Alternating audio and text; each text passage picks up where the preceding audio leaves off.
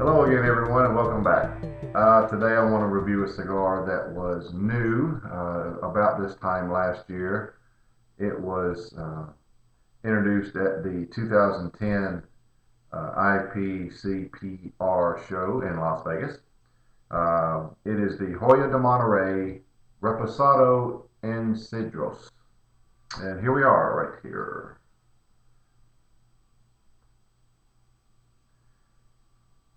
It is a size-wise, it is 5 1/4 by 54. It has an Ecuadorian Sumatra wrapper. The filler is Honduran, Nicaraguan, and Dominican Palato Cubano.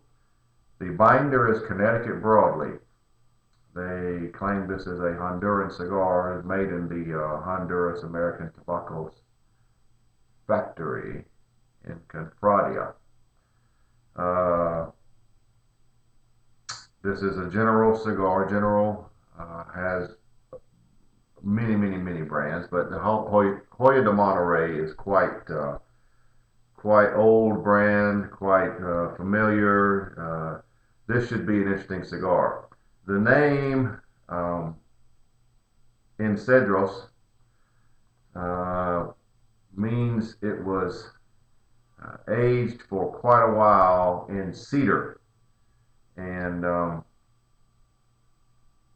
they call this technique, or their technique, immersion, and have actually trademarked that process.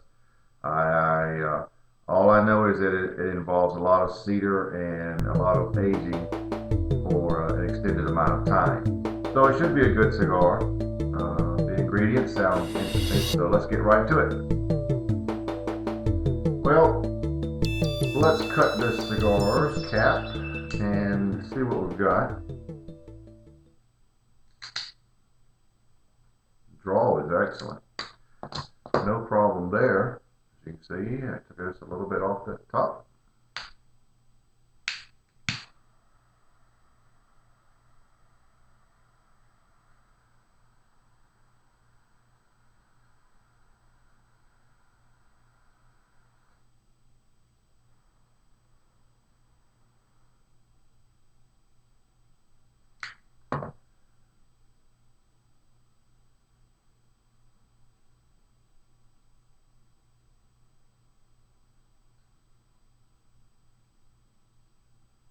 Alright, let's let it settle down a little bit. Nice flavors up front. Let's see what it tastes. Let's check back with it in about 2 minutes and give you the rundown on this cigar from General and Hoyo de Monterrey. The actual name of the size of this cigar is Sueno, Sueno, with a little over the end. Now, 5 1/4 by 54. The initial flavors are several and almost completely even. I'm getting cinnamon, I'm getting grapefruit, I'm getting almond. It's almost like if you took those 3 ingredients and mixed them up in a bowl. That's the flavor. You can pick each one out, but none of them dominate at this point.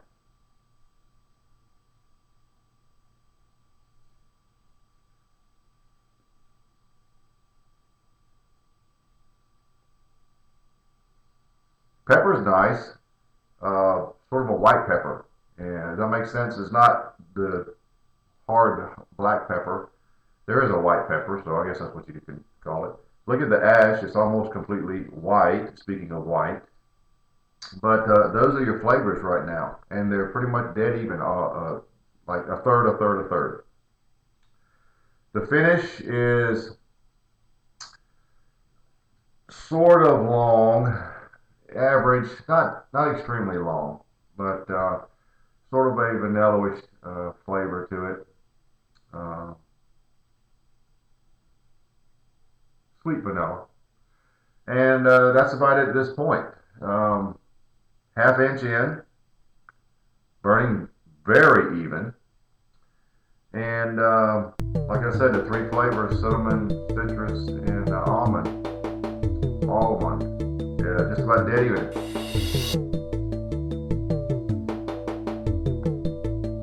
Alright, this has to be one of the whitest ashes I've ever seen, and it is still burning even. And at this point, which I'm guessing is about 1.5 inches,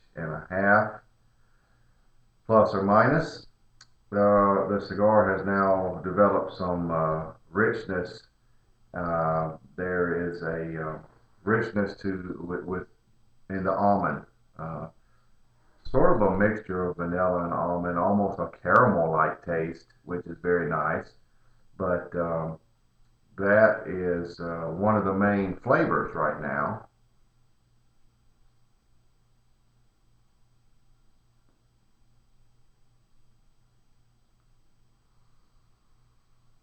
Sort of a rich vanilla almond mix. There is still those citrus notes there, and um, the rich vanilla almond, or almost a caramel taste, is lead, followed by the citrus, and then the cinnamon has fallen off somewhat. It's okay, but the mix is now different. And the ash is very tight, but it's starting to crack. I'm very concerned about it. So, oh, it's still very tight. I actually broke it off. Huh. All right, so I'll be back. That is a nice change, though. The cigar tastes a lot better now, to me. The objective to these videos is not to tell you every cigar that I like so much as to explain them and describe them so that you might try them yourself, because everybody's different. Until I become king of the world, what I say really doesn't mean anything anyway, but I'll give you my opinion. You're guaranteed that. So we'll be back. I'm about a third of the way through it, actually. It's a very short cigar. So I'll be back shortly with another update.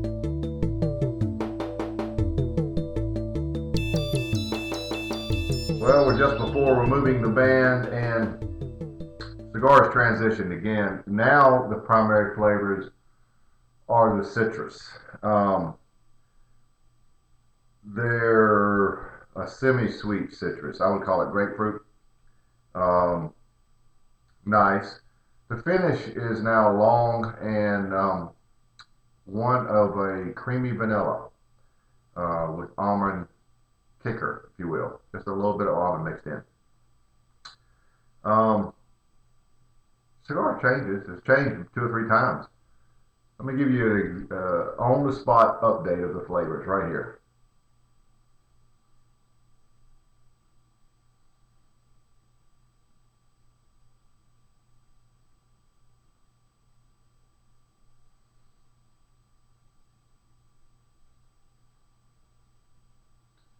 The citrus appears to be trying to become rich. There's the hints of richness.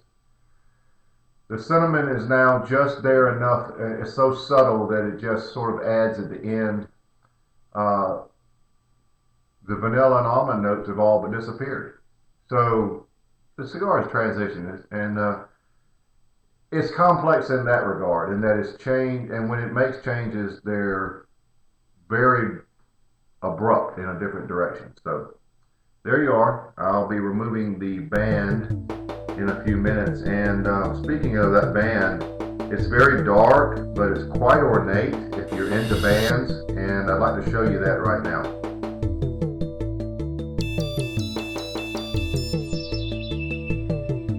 I like it. You almost have to be in bright light to see it. It's so dark, but it's a nice looking band. But at any rate, I'll be back, with probably the last update of the cigar, because we'll be wrapping it up. It's just another inch or so to go before that point. Be right back.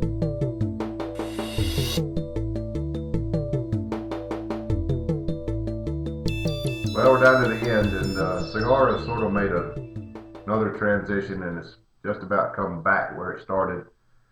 In as much as the cinnamon notes is what you really have now, and there's somewhat of a richness to them, which is a nice taste. A rich cinnamon is very nice. The almond is a close second.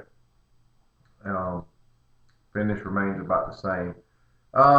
All in all, a good cigar.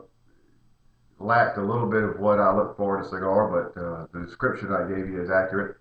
For me, the cigar wraps up as an 87. I'm going to rate it at 87, and I think it's worth trying. If you like Hoyo de Monterrey, this is a nice addition. The cedar wrapping obviously gives it some of those characteristics that I spoke to you about. So, the Hoyo de Monterrey Reposado in Cedros, Sueno, 87.